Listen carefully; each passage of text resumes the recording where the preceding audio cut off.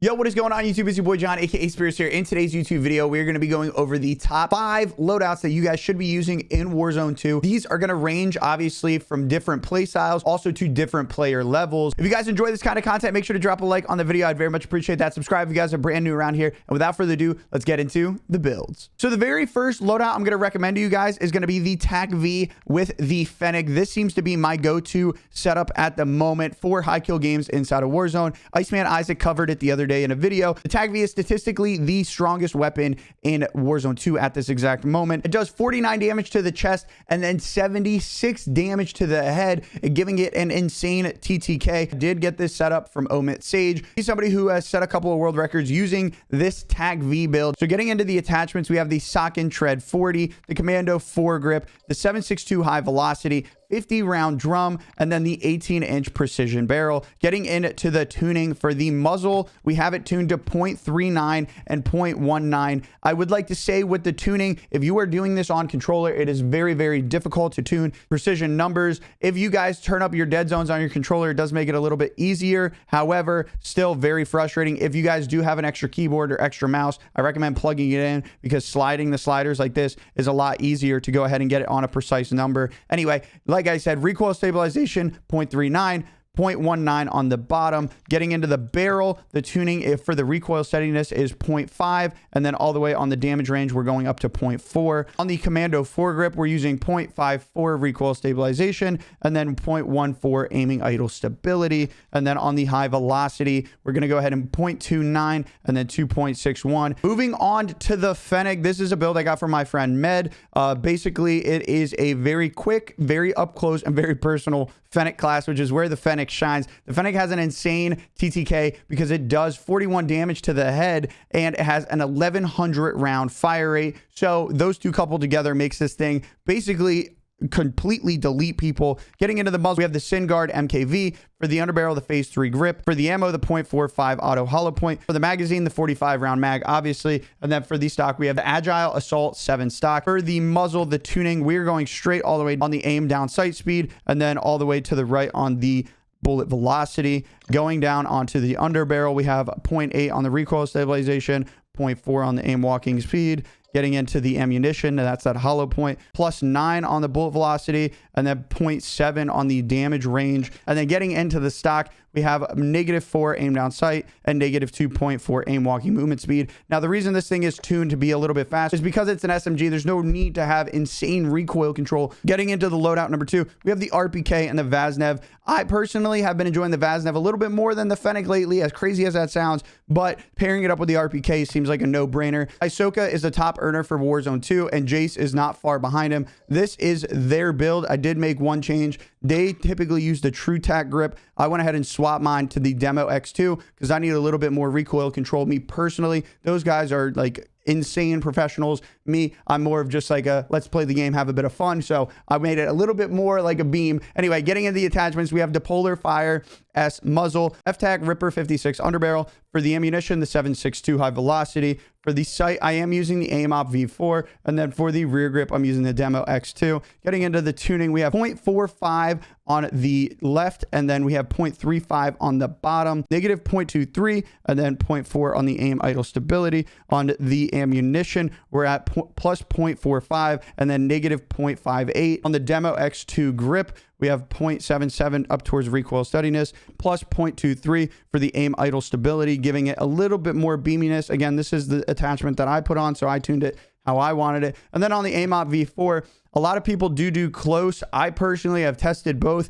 I think far is the better option. It does decrease the visual recoil. Close, obviously, is going to make it a little bit easier to see people, but you're going to maybe miss a couple of more shots.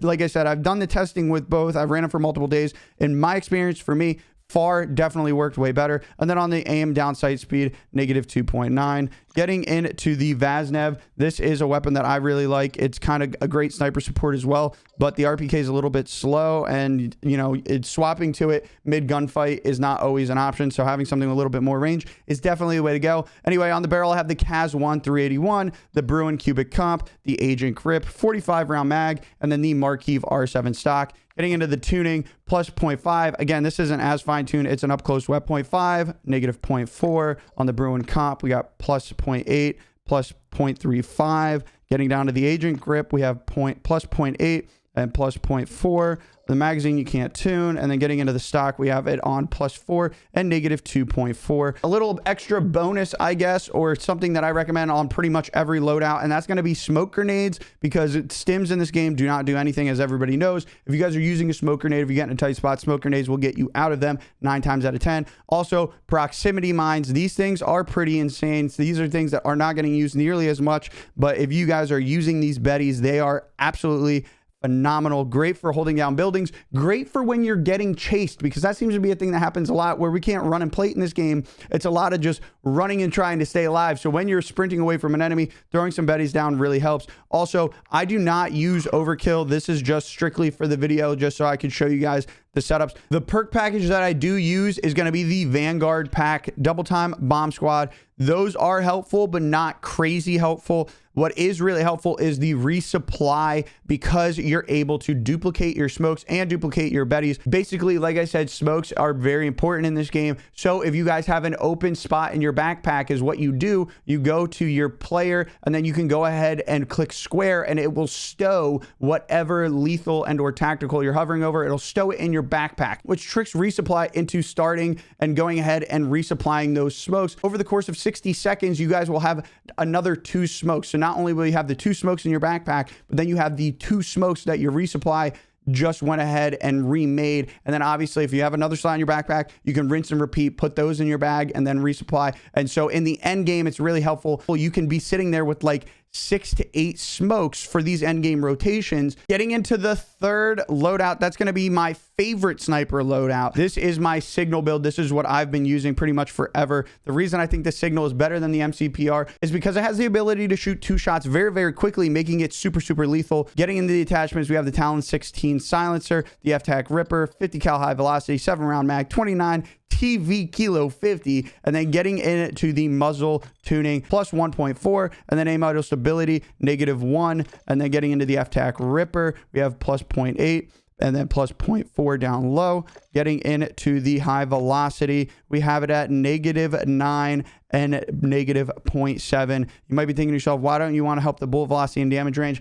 The high velocity already helps the bullet velocity a tremendous amount. The little bit extra that you're going to get just from tuning it to that, I don't think is overall really worth it. And same with the damage range. Again, it is a sniper, but when we're getting into damage range, they already don't one-shot headshot. So having it do just a little bit more damage over an extra, like, let's say 5 meters, because that's all the tuning really does, it's not very beneficial almost on any weapon, but specifically on the snipers, and specifically on a sniper that we're planning on using for rapid fire. That's why we have it tuned for recoil steadiness and recoil smoothness. Obviously, the 7-round mag doesn't have any tuning. And then the barrel, we have it tuned again to recoil steadiness and aim down sight speed. And then as a cool little sniper support, the 74U actually works really well. It obviously is technically an AR. However, it really functions as an SMG. So for the muzzle, I have the Echoless 80. For the underbarrel, the VX Pineapple, the 45-round mag, the demo rear grip, and then the Cronin Mini Dot. When it comes to optics, use whatever you prefer.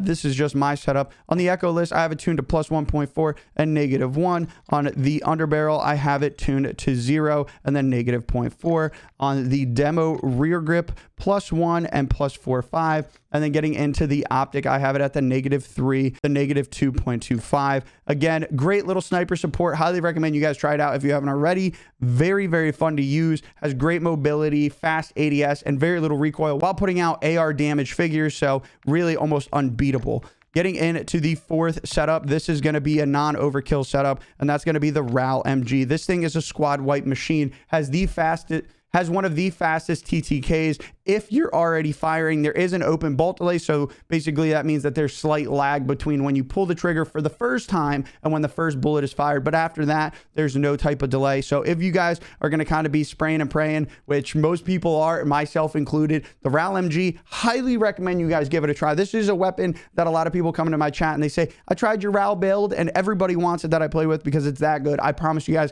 give it a go. On the muzzle, the Talon 16, the underbarrel, the SA side grip. For the ammunition, the high velocity, the rear grip, the stip 40, and then the optic is going to be the aim op V4. Getting into the, we have it tuned to plus 1.4, and then obviously tuned for aim idle stability at -1. For the under barrel, the SA side grip, it's plus 0.39 and plus 0.23 over there. On the high velocity, we have it at -7 and -9. Going into the rear grip, we have it tuned to plus 0.17 and then plus 0.33. And then getting into the aim op, obviously we have it all the way down at -3 and all the way to the right at -1.65. And then getting into the secondary, this is something that everybody should have. If you guys aren't going to run overkill, like I don't recommend using overkill. I recommend using resupply. That's just me. If you guys are going to use that and you're not going to have overkill, definitely use these pistols. These things are disgusting. This is the X13s. These are the full auto pistols you guys keep running against. They did nerf the Akimbo X12s and the P890s, which were the single fire. So everybody, pretty much everybody, is switched to using the X13s. Filthy. I can't even explain it to you other than they're just freaking filthy. Muzzle, the FT steel fire, the barrel. We got the Sidewinder, the laser, the 1 milliwatt, the rear grip, the Akimbos, the magazine, the 33 round. This thing's a freaking machine. Recoil smoothness, plus 1.4. Bullet velocity, plus 0.1. Now, you might be thinking to yourself, John, bullet velocity. You said not to do bullet velocity. Listen, it's Akimbo pistols. What are we doing with aim idle stability?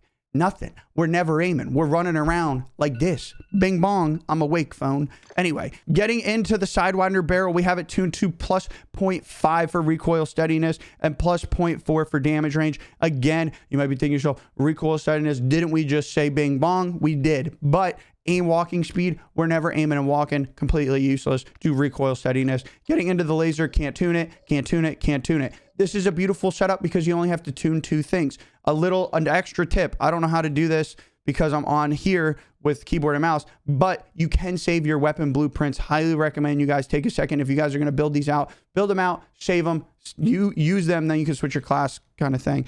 Anyway, getting into the final loadout, this is going to be probably my favorite secondary, and B, a long-range sniper option. The MCPR, the MP5, a combo, a match made in heaven, if you will. For the muzzle, we're talking the Bruin Agent 90, the barrel, the 22-inch, the laser, the FSS, the stock, the Cronin Lion stock, and the ammunition, the high velocity. This is a sniper that is set up for range. Shout out to OP Mark, to Shaded Step, the boys. They hooked me up with this build. This thing is disgusting. For the muzzle, the tuning we're talking about is -1.4 on aim down sight, +1 on bullet velocity. Oh my God, I got out of the gun. For the barrel, we're talking 0 on the left, +0.4 on the bottom.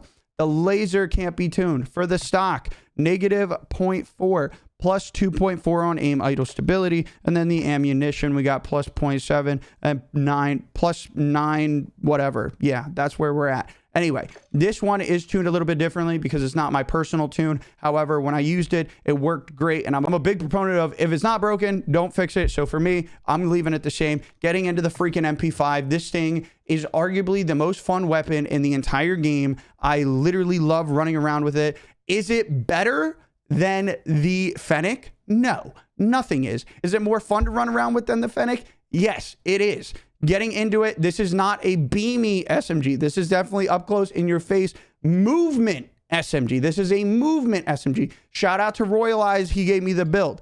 Getting into the barrel, the FTAC M sub 12-inch. For the underbarrel, the Agent grip, the 40 round mag, Lockman TCG 10 rear grip, LM stockless mod. Getting into the tuning for the barrel, all the way up, all the way left. Getting into the Agent grip, all the way up, all the way right.